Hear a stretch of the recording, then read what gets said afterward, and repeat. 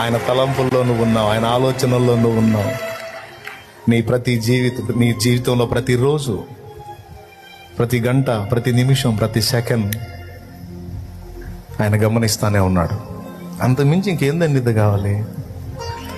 విశ్వానికే నిర్మాణకుడైన వాడు, విశ్వానికే చక్రవర్తి అయిన వాడు నీ గురించి ఆలోచిస్తుంటే, శాలేమన్న నిన్ను గురించి ఆలోచిస్తే ఎంత, ఆలోచించకపోతే ఎంత?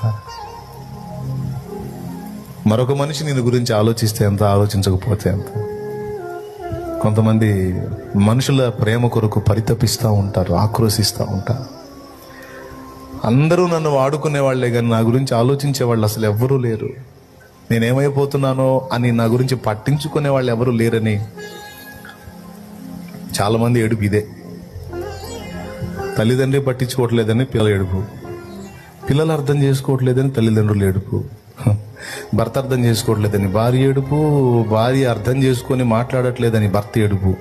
టోటల్గా ఏడవకుండా ఎవరు లేరు. ఎవరు ఏడుపు పడుకుంది, ఎవరు ఏడుపు పడుకుంది.